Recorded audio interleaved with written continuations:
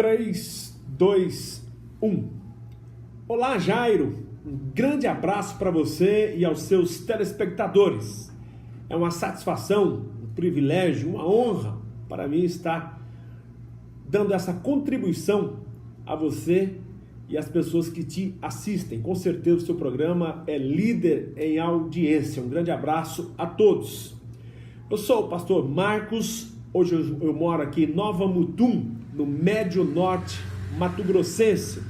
Sou também jornalista e empresário. Atuei por algum tempo na Record, aqui da nossa região. Tá? Fui colega de profissão, seu colega de profissão, Jair, tá? E é uma satisfação estar falando com você e especialmente com um tema tão bom, tão gostoso, tão curioso de se falar, que é o Apocalipse. Já abraçando aos seus telespectadores, eu gostaria de fazer algumas considerações. Longe de mim querer esgotar o assunto Apocalipse e escatologia, né? É um assunto muito amplo, tema aí de debates, de teses. E a palavra diz que é um estudo das últimas coisas. Então, como é um estudo, estamos estudando, descobrindo, e o resultado desse estudo, ele é comprovado com o passar do tempo. Né? É difícil você cravar uma tese, tá? Porque se nós conseguíssemos discernir Deus de maneira 100%, talvez ele deixaria de ser Deus. E eu quero começar então falando a de Deuteronômio 29, que tem coisas que são reveladas, tem coisas que não são reveladas para nós. Então, diante disso, longe de mim querer ser o dono da verdade, mas gostaria de contribuir com vocês sobre esse tema tão bom, tão prazeroso de falar, que é a escatologia. Certo? Fazendo essas considerações, então vamos começar a nossa meditação. Também já quero pedir minhas escusas por não ter acompanhado os outros programas. Talvez fale alguma coisa que já foi falado. Talvez algo que eu for dizer aqui, alguém já falou antes. Mas é importante, até mesmo para embasar aquilo que vou dizer. Tá? O Apocalipse trata de uma profecia. Lá no Velho Testamento, tem o livro de Daniel, que tem muitas semelhanças com o Apocalipse. Um completa o outro. Muitas questões do Apocalipse já foi retratada lá em Daniel. Tá? Então, a profecia de Apocalipse tem muito a ver com o livro de Daniel. E os teólogos afirmam que as profecias, em torno de 90%, 80% das profecias, elas aparecem de forma figurada. Nem tudo que você lê aqui é de fato, retrata de fato aquilo que está escrito. Um exemplo, só para exemplificar alguns, né, vou citar alguns exemplos. Quando se fala em mulher, não está falando literalmente de uma mulher, mas está falando de religião. A mulher prostituta, a religião falsa, a virgem, a religião verdadeira. Para estudar Apocalipse, é preciso ter isso em mente, porque em muitos lugares da Bíblia, quando se fala mulher, ou está falando de forma literal, ou está se referindo à igreja, a religiões. O apóstolo Paulo disse que a igreja é a noiva de Cristo, noiva mulher, e assim sucessivamente. Se você for fazer também um estudo, lendo o livro de Cantares de Salomão, não de forma literária, você consegue aplicar alguns ensinamentos para a igreja, como noiva, né? Então, estrelas, anjos e por aí vai. Animais, águas, né? Animais, reinos, águas, nações, por aí vai. São as figuras que retratam aí as profecias, né? Eu vou marcar a hora, me parece que eu tenho 20 minutos, né? Então vamos marcar 20 minutos aí para a gente tentar ser fiel naquilo que nós conversamos por WhatsApp. Ficou para mim o capítulo 9 de Apocalipse. Antes de entrar no capítulo 9, eu tenho que falar alguma coisa do capítulo 8. Capítulo 8, versículo 13. Tá? vou ter alguma dificuldade aqui, eu estou com o celular na mão, tá? Diz assim, 8:13 de Apocalipse. Enquanto eu olhava, ouvi uma águia que voava por meio do céu e dizia em alta voz, ai, ai, ai. 3 ais, né? Ai dos que habitam na terra, por causa do toque das trombetas que está prestes a ser dado pelos 3 outros anjos. Tá? Então, só para fazer aqui um gancho para entrar no capítulo 9. Tá? O grito da águia foi repetido 3 vezes, prenunciando 3 ais, 3 acontecimentos terríveis. É um ai não de dor, mas é um ai de quem está prevendo uma catástrofe, né?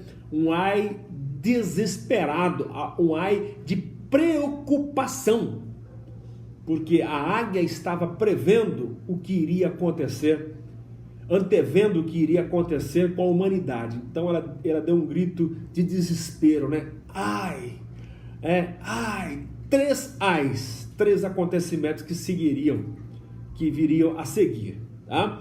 Expressava o sentimento de quem previa uma grande tragédia. Eu estou lendo aqui algumas anotações que eu fiz para tentar ficar de forma bem clara, tentar passar aqui o meu entendimento. Volto a dizer que existem várias teorias, vários pontos de vista em relação à escatologia e principalmente o Apocalipse. Então, como eu fui convidado, eu vou passar o meu entendimento, respeitando, logicamente, as pessoas que pensam de forma diferente. Só na questão do milênio e da grande tribulação existe N teorias, pré-milenista, pós-milenista, amilenista, né? Enfim, mas cada teólogo, cada estudioso da Bíblia, ele tem direito de se encontrar, né? No seu raciocínio, logicamente revelado por Deus, enfim, e naquilo que ele tem paz, ele acreditar, porque o certo não importa se é amilenista, pré-milenista, pós-milenista, o certo é que Jesus virá, e esse mundo tem data e hora marcada para sofrer o juízo de Deus, isso que importa, né? Então, vamos falar aqui nesse capítulo 9 sobre 2 desses 3 ais, tá? A saber, o 5º e o 6º toque das trombetas, tá? Existe cronologicamente os 7 selos, lá atrás, no início, nos primeiros capítulos de Apocalipse, foi falado desses selos, e aqui cronologicamente abre-se 6 selos, com todos os seus acontecimentos, e no 7º selo é que surgem os 7 toques de trombeta. E aqui nós vamos falar então do 5º e do 6º toque de trombetas. Então, depois da abertura dos 6 primeiros selos, a situação se agrava, tá? Se agrava. Na abertura do 7º selo, que é o que nós vamos falar, completando, presta atenção, completando o primeiro dos 3 anos e meio da tribulação. A tribulação serão 7 anos divididos em 2 partes, 3 anos e meio e mais 3 anos e meio. Então nós estamos aqui terminando os primeiros 3 anos e meio, ok? Completando os primeiros 3 anos e meio da pequena tribulação, vamos chamar assim, tá? Jesus também dá outros nomes que nós vamos falar. Terminando isso, aí vem uma grande tribulação, a situação realmente foge de controle. A metade das semanas descrita por Daniel. Eu falei que existe uma conexão entre Daniel e Apocalipse. Reitero que encontramos em perfeito alinhamento, né, o livro de Daniel, Jesus e a revelação do Apocalipse. Daniel fala, Jesus fala, e o Apocalipse fala do fim dos tempos. E há uma perfeita harmonia entre Daniel, Jesus e o livro do Apocalipse, né? A revelação de João. E é no 7º selo, como já disse, que acontece o toque das trombetas, né? Não vamos falar sobre o 7º selo, eu até anotei aqui, mas aí vou tomar bastante tempo, Tá?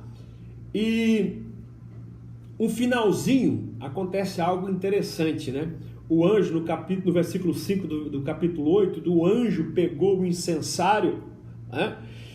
E encheu com fogo do altar e lançou o incensário sobre a terra. Meu modo de pensar, e cerrou-se as orações. A partir dali, Deus não ouve mais orações, porque o incensário continha as orações, se você fazer o estudo lá do Velho Testamento. As orações que estavam ali sobem e o incensário com fogo é lançado na terra. Tá? E aí, na sequência, acontecem os 4 primeiros toques das trombetas. Já foi falado anteriormente. Cada toque de trombeta anuncia um novo acontecimento de algo terrível. Peço de novo desculpas, de repente eu estou falando aqui algo que vocês já ouviram, tá? Mas para mim é importante falar sobre isso. Cada trombeta anuncia um acontecimento terrível sobre a face da terra. Tá? A 5ª trombeta, nós vamos falar agora. Tá? Capítulo 9, do versículo 1 ao 12, fala da 5ª trombeta. Deixa eu ver o tempo aqui, se eu posso ler o texto. Eu vou ler o texto, e aí nós já vamos falando alguma coisa, diretamente no texto. Tá? Capítulo 9, versículo 1 até o 12, diz assim: o 5º anjo tocou a sua trombeta, e vi uma estrela que havia caído dos céus sobre a terra. A estrela foi dada a chave do poço do abismo. Quando ele abriu o abismo, subiu dele fumaça como de uma gigantesca fornalha.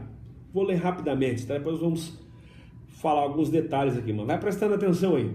O sol e o céu escureceram com a fumaça que saía do abismo. Da fumaça saíram gafanhotos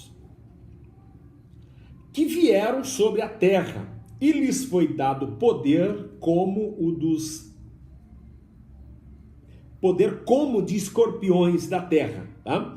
Eles receberam ordens para não causar dano nem à relva da terra, nem a qualquer planta ou árvore, mas apenas àqueles que não tinham o selo de Deus na testa. Não lhes foi dado poder para matá-los, mas sim para causar-lhes tormento durante 5 meses. Aqui é literal. Tá? Tudo isso aqui vai acontecer. Tá? Tudo isso aqui vai acontecer literalmente. Então não tem muito mistério. 5 meses são 5 meses. Tá? Tormento é tormento mesmo. Tá? A agonia que eles sofreram eram como a de picada de escorpiões. A agonia. Tá? Aí eu posso entender que há algo figurado aqui, porque a agonia é diferente de dor, né? Mas o resultado daquele ataque era comparado à picada de escorpiões. Naqueles dias os homens procuraram a morte, tamanha agonia, mas não a encontrarão. Desejarão morrer, mas a morte fugirá deles. Por quê? Porque é um castigo de Deus. É um castigo. Se houver a morte, a pessoa sai daquele sofrimento. Mas como Deus quer que as pessoas, como parte do juízo de Deus, elas sofram esses danos, então elas não morrerão. Tentarão morrer, mas não conseguirão morrer. Tá?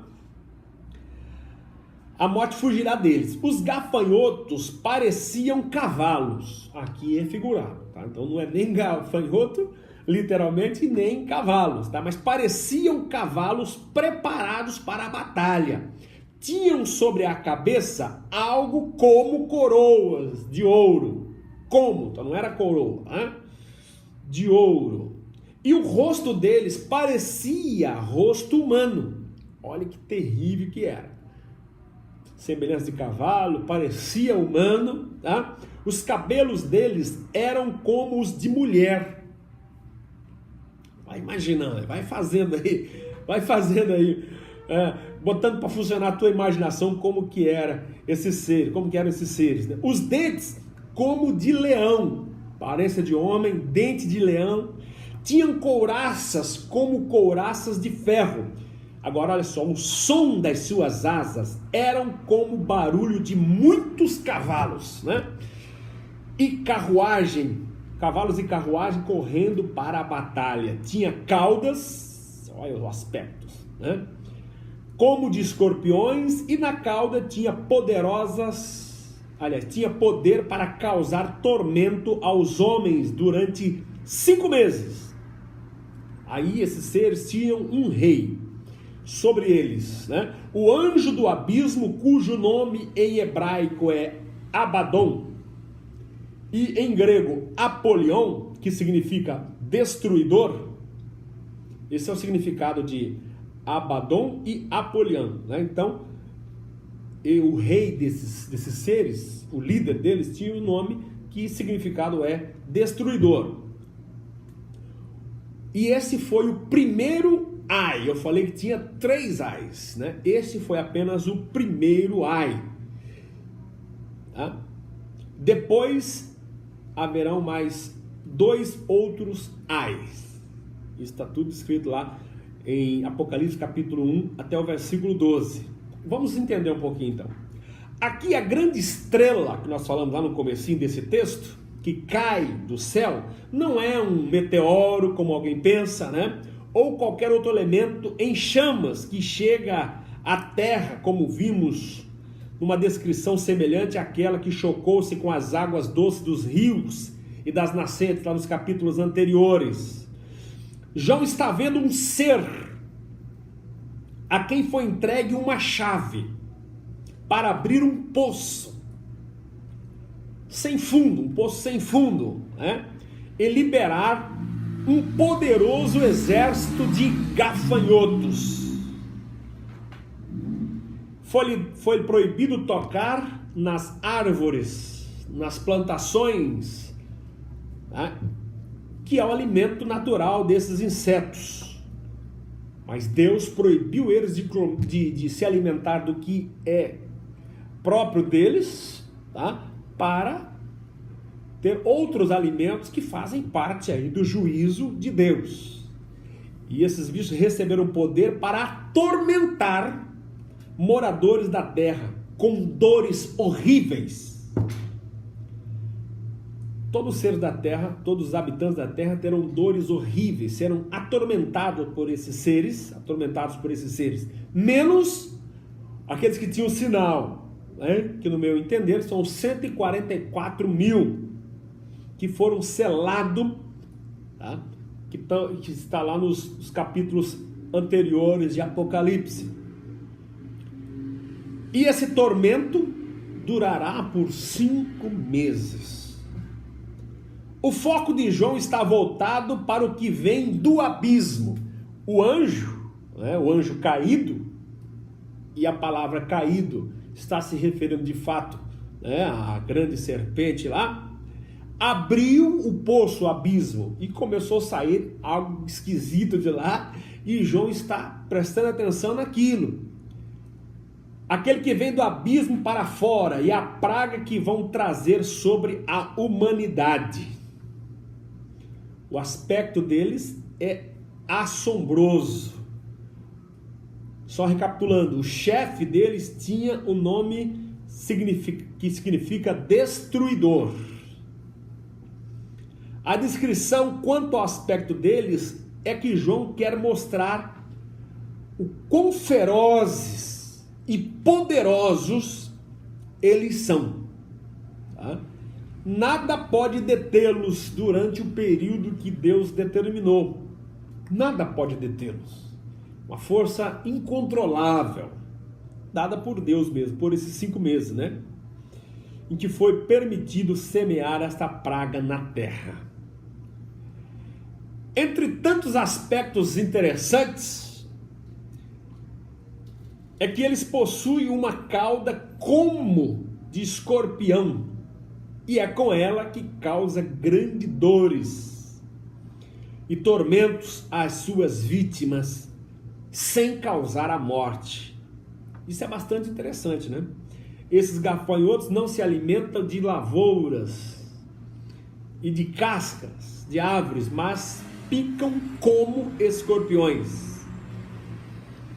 A ação da picada de um escorpião, né, é muito terrível. Então o escritor aqui achou como se fosse o escorpião, né, a picada do escorpião, para tentar exemplificar como que será terrível o ataque desses seres.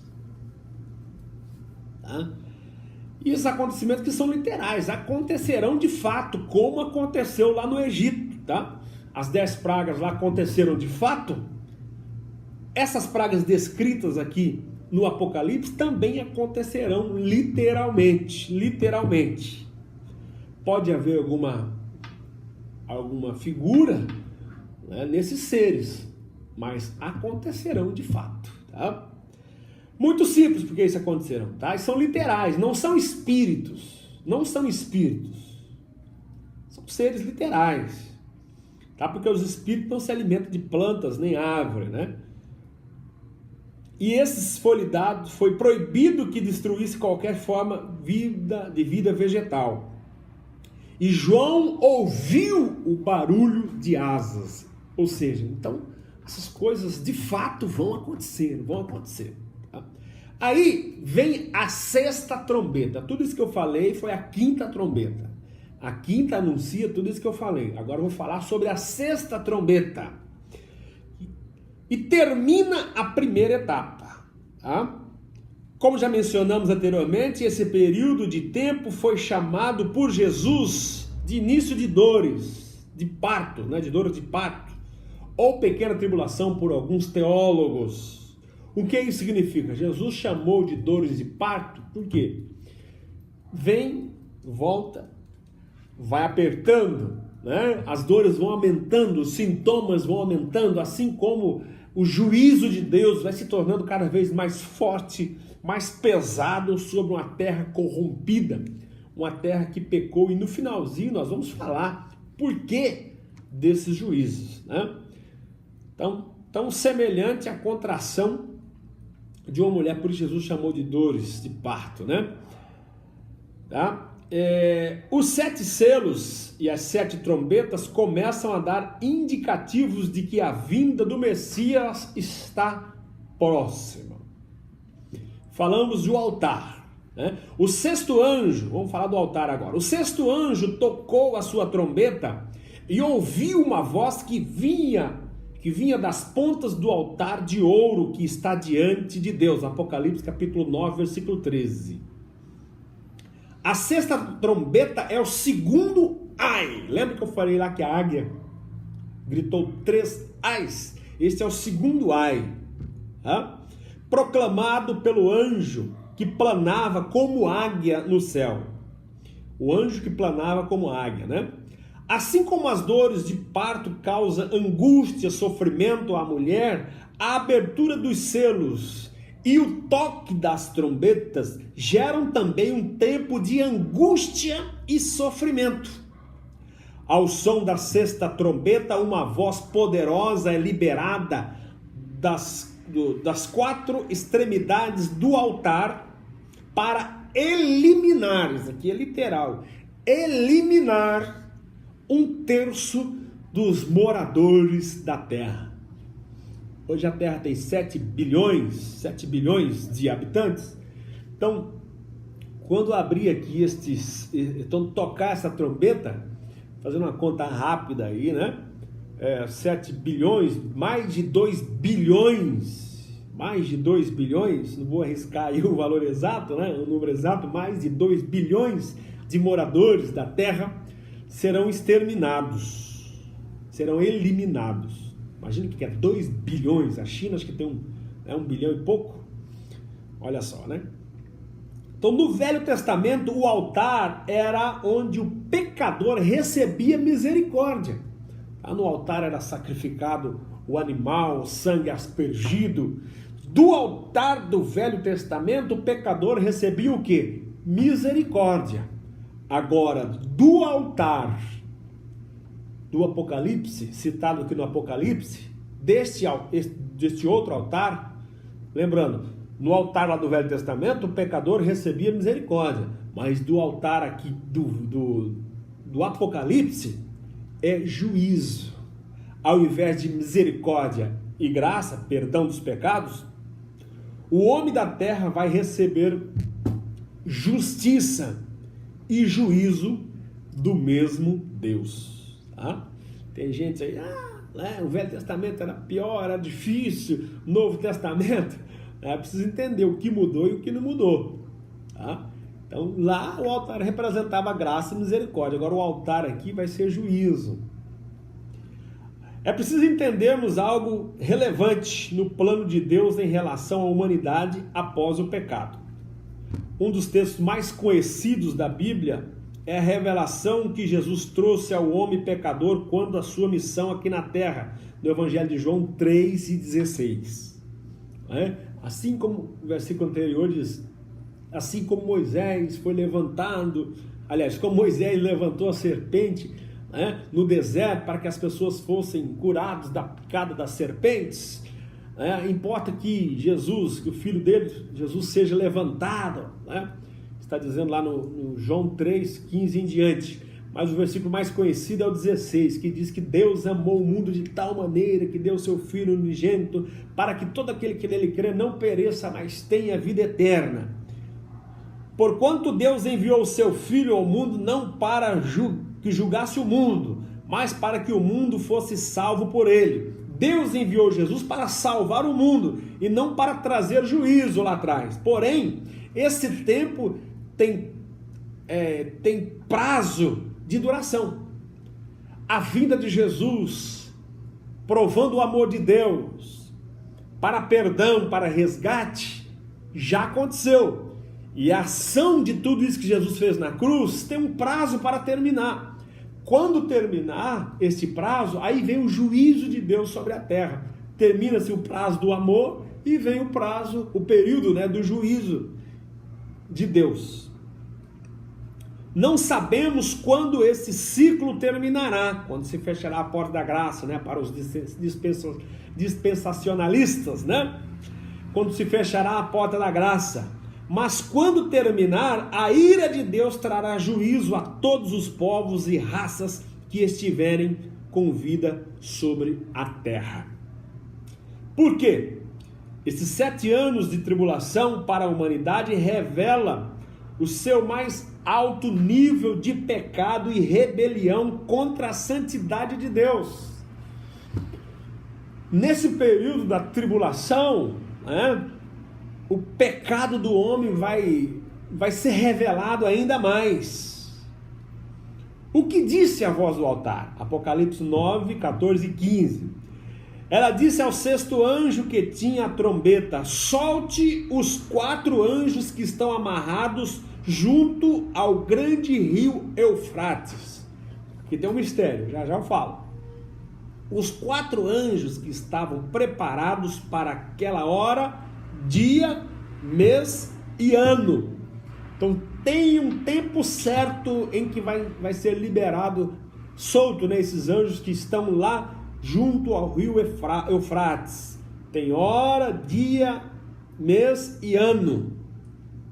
Um tempo certo para serem soltos, para matar 1/3, mais 1/3 da humanidade.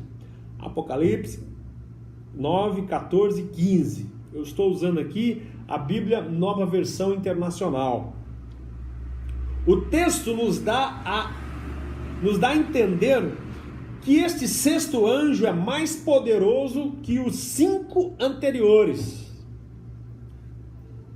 Ele recebe voz de comando dos 4 cantos do altar, aquele altar que eu falei, para soltar 4 anjos caídos, demônios, que estavam presos junto às margens do rio Eufrates.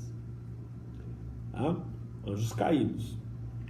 Um fato marcante nessa 6ª trombeta é que esses 4 seres de natureza espiritual estão neste exato momento onde João os viu. João teve aí uma visão fora do Cronos, aguardando o dia, mês e ano em que serão soltos, autorizados a matar mais 1/3 dos moradores da terra numa batalha militar. Militar, infernal, juntando-se assim outros a outros 1/3 já destruídos. Já são 2/3. Tá? Agora, como agirão esses anjos? E aí vem conjecturas, né? Vem analisando a geografia, analisando o contexto bíblico, Apocalipse 9, 15 e 16. Os 4 anjos que estavam preparados para aquele dia, hora, mês e ano, foram soltos para matar 1/3 da humanidade. O número dos cavaleiros que compunham o exército era de 200 milhões. 200 milhões. E João ainda crava, né? Ele crava, ele fala, eu vi o seu número. Então aqui não tem interpretação. Aqui é isso mesmo. João viu um exército de 200 milhões. Ele diz, eu vi o número. Cravou. Imaginar um exército tão numeroso como este, marchando sobre a terra, visto por João, em sua visão é algo indescritível. Imagina um exército aí, a população do Brasil, olha só, a população do Brasil, 200 milhões, aí, todos formando um exército só e marchando para destruir mais 1/3 da terra. São anjos caídos, são demônios, tá? Porque os anjos de Deus não estão presos em lugar nenhum, né? Então nos leva a entender, a conjecturar e até mesmo a afirmar que são anjos caídos, demônios, né? Agora olha só, eles esperam a voz de comando para entrarem nos corpos e tomarem as mentes. Os demônios, tá, vão tomar as mentes de 4 líderes de superpotências bélicas posicionadas estrategicamente ao oriente do rio Eufrates. Ok? Rio Eufrates. Conseguiu localizar no mapa ali onde fica o rio Eufrates? 4 grandes potências do lado de lá? É isso aí mesmo, tá? E arremetê-los contra a humanidade, trazendo justiça e juízo de Deus ao mundo. Sem que esses reis saibam, né, que muitos deles lá são até, enfim, estão distantes de Deus, né, a sua crença, a sua fé, são em outras coisas, né, mas sem saber, eles serão usados por Deus para efetuar juízo sobre a face da terra. Aí no final nós vamos falar o porquê da razão de tudo isso acontecer sobre a terra. 200 milhões de soldados, hein? Imagina só, 200 milhões de soldados. Tá, olha só, do lado do rio Eufrates, vou citar só 2 nações, que juntas somam quase 50% dos moradores da terra. Quem são essas 2? China e Índia, né? China e Índia, as 2, quase a metade da população da Terra. Tá? Então, para levantar um exército de 200 milhões, é fichinha. Tá? Esses 4 demônios incentivarão 4 líderes para provocar essa guerra. E sabe que o demônio faz isso, o demônio coloca discórdia, né? Hoje já faz isso. Discórdia de um país contra o outro, você vai ver o motivo real, você fala, não é motivo para guerra isso, mas quando o demônio entra e toma a mente de pessoas, né, aí um pequeno problema se torna enorme, ambição e tudo mais, e as guerras acontecem. Então, essa coalizão militar vai acontecer por quê? Porque esses demônios vão apossar desses 4, aqui fala reis, né, mas líderes de nações, e vão provocar essa guerra contra a terra. Deixa eu dar uma olhada aqui no tempo. E já passou meu tempo, mas vamos lá. Vamos lá. Então, são como dores de partos. Vão e vêm, volta, né? E cada vez apertando mais, a coisa ficando mais difícil, tá? Até chegar à vinda final do Messias. Esse período de tribulação não fugirá a essa regra. Cada vez mais aumentando. As catástrofes não são de longa duração. A mais extensa até agora foi a dos gafanhotos, que durou 5 meses. A guerra vai ser rápida. Lá atrás, João disse que previu isso, porque hoje as guerras químicas aí, um número grande de pessoas pode morrer em questão de um curto espaço de tempo. E João viu tudo isso, né? Tá? Então, a posição de onde João viu o numeroso exército era privilegiada. Ele via do alto, né? Era uma multidão impossível de ser contada numericamente. Agora, a informação da quantidade de cavalos e cavaleiros que se deslocava do norte para o sul não foi um cálculo. Como já falamos lá, ele viu o número. Tá? Alguém ali no céu mesmo foi que disse o número assombroso desse exército. Portanto, João, não podemos pôr em dúvida o que João disse, né? Vamos seguir um pouquinho aqui para a gente já ir para o final. O aspecto, né? Não precisamos falar, mas vamos falar um pouquinho do aspecto aqui, vocês vão tendo paciência. Qualquer coisa o Jairo corta aí, né? Os cavalos e os cavaleiros que vi na minha visão tinha esse aspecto. As suas couraças eram vermelhas como fogo, azuis como jacinto e amarelas como enxofre. A cabeça dos cavalos parecia a cabeça de um leão.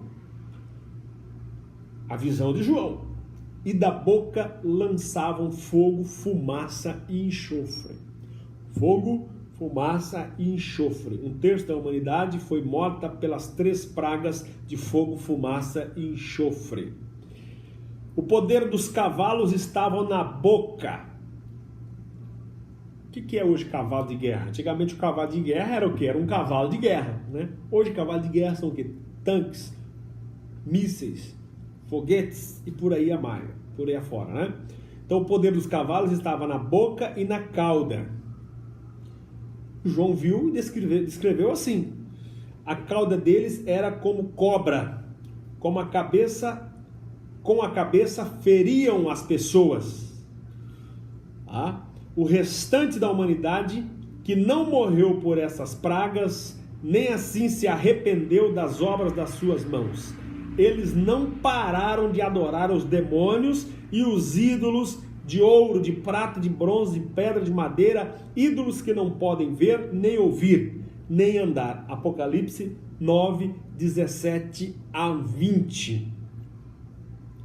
Outra vez nos deparamos aqui com simbolismos empregados por João para descrever o que via. Entendemos mais uma vez que a robustez e a aparência dos cavalos, os seus cavaleiros e as armas que usavam eram para descrever a violência e a malignidade que possui esse numeroso exército, tá?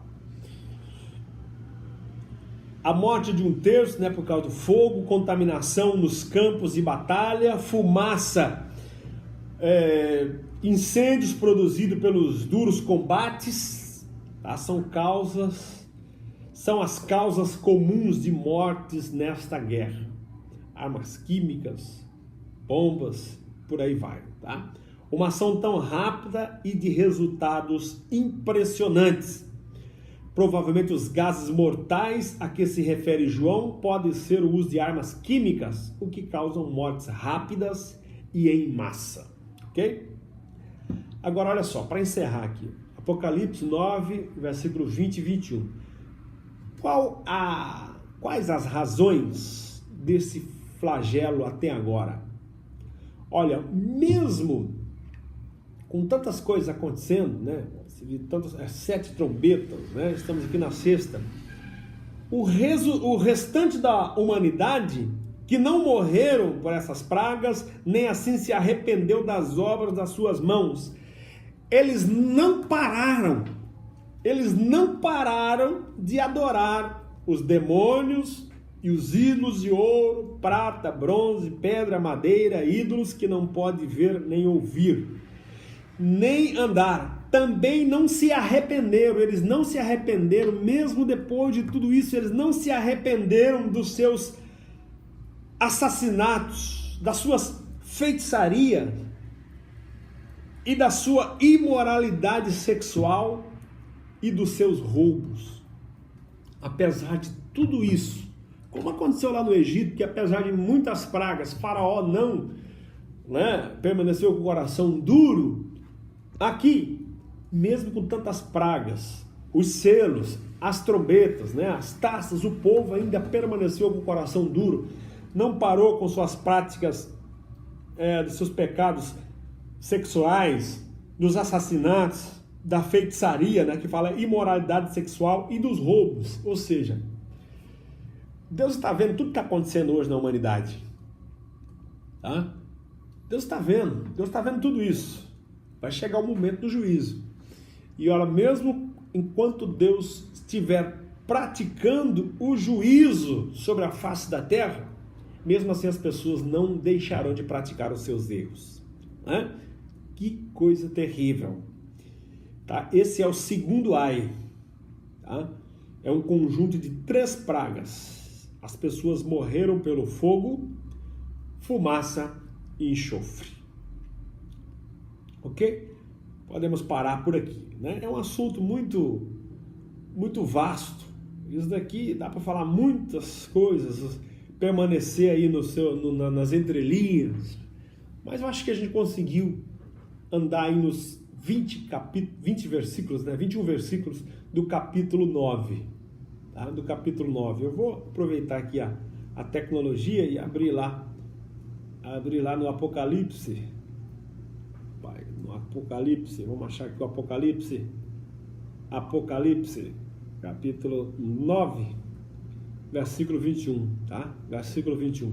Mesmo tudo isso, não se arrependeram dos seus assassinatos, de suas feitiçarias, de sua imoralidade sexual e dos seus roubos. Deus está de olho também na imoralidade sexual, na degradação moral pelo qual passa a humanidade, A humanidade está vivendo. Ok? Como disse, chama-se escatologia, estudos. Estudos a gente vai descobrindo com o passar do tempo. Erros teológicos acontecem, mas o certo é, o juízo de Deus virá sobre a terra. Antes do milênio, pós o milênio, durante o milênio, não importa, o juízo virá. Cabe a nós corrermos para a graça de Deus, porque ela pode nos livrar de tudo isso, certo? Um abração, Jairo, um abração, tá? Um abração para você, para todos os seus telespectadores. Quando eu falo, quando eu vejo alguma coisa de você, e até mesmo ontem, quando falávamos por telefone, me lembrava ali da Avenida Castro Alves. Eu me criei ali uma quadra abaixo da casa onde você morava. Fui cliente da sua mãe, a dona Porcina, e de seu pai Popilho, na frutaria que eles tinham ali, uma quadra acima da minha casa. Bons tempos, a nossa Avenida Castro Alves, Mundo Novo, cidade que amamos. Um grande abraço. Todo ano eu vou aí, hein? Umas 2, 3 vezes por ano eu tô por aí. Quem sabe uma dessas eu vou ao vivo no seu programa. Um grande abraço, fique com Deus.